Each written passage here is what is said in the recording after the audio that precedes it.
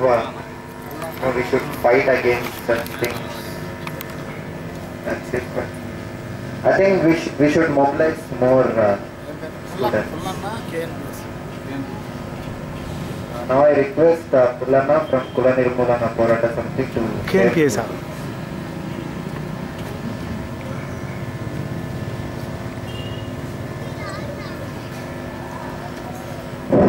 Dear student,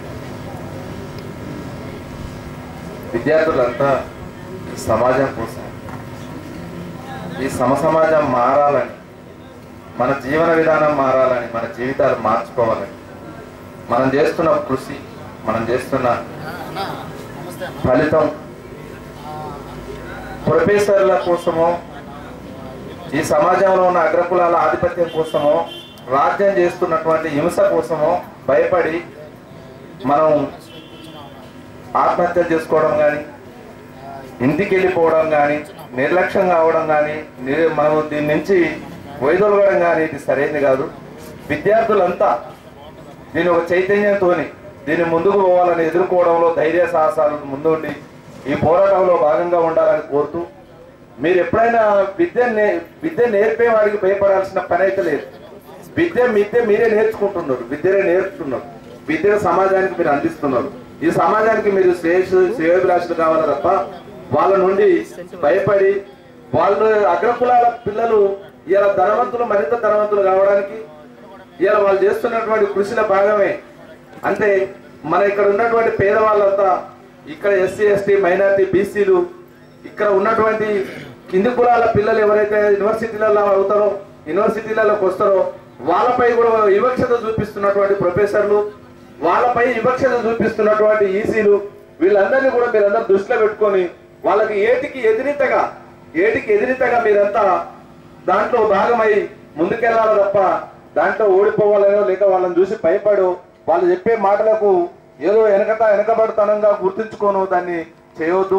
దాంట్లో ముందుండి మీరు పోరాడాలని, కుల నిర్మూలన జరగాలని. ఈ దేశంలో ఎక్కడా లేనటువంటి కులం, ఏ దేశంలో లేనటువంటి కులం భారతదేశంలో అనేక రకాలుగా తాండవిస్తున్నది. దాన్ని మనం ఇవాళ వెనక్కి కొట్టాలి, మనందరం ఐక్యంగా ఉండాలి. ఇవాళ ఒక్కొక్క కలెక్టర్ కానీ, ఇవాళ ఉన్నటువంటి ఐపీఎస్ ఐఏఎస్ అధికారులు కూడా చిన్నపిల్లల కానించి ఆహార పుస్తకం కానించి కుల నిర్మూలన జరగాలని, అంటరానితనం అమానుషమని, అంటరానితనం నేరమని పుస్తకాలలో చదువుకొని కూడా యూనివర్సిటీలోకి వచ్చిన తర్వాత కులం ముందు పెట్టుకొని కులాన్ని అడ్డు పెట్టుకొని చలాయిస్తున్నారు తప్ప ఇది మనకు వేరే మార్గమే లేకుండా మనం ముందంజంలో ఉండకుండా మనం వెనక్కి కొట్టడం కోసం అనేక రకాలుగా ప్రయత్నం చేస్తుంది ఈ రాజ్యం. అనేక దీనికోసం మనందరం విద్యార్థి యువత అందరూ ముందుండి దీంట్లో పోరాటం చేస్తారని, ఈ పోరాటంలో ముందుండి మీరు చైతన్యమై ప్రజలు ఈ సమాజం కోసం పాటుపడతారని నేను ఆశిస్తూ ఈ సమయం ఇచ్చినందుకు మీకు ధన్యవాదాలు తెలుపుకుంటున్నాను.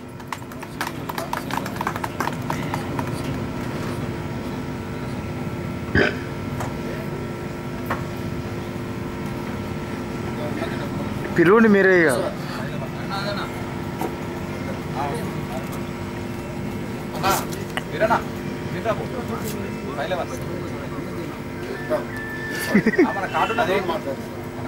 అన్నా సింగన్నా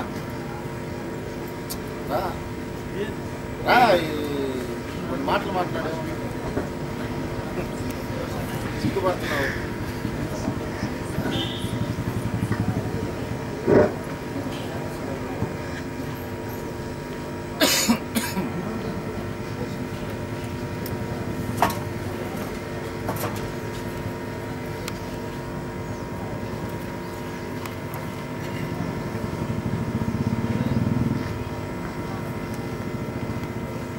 విద్యార్థి మిత్రులారా,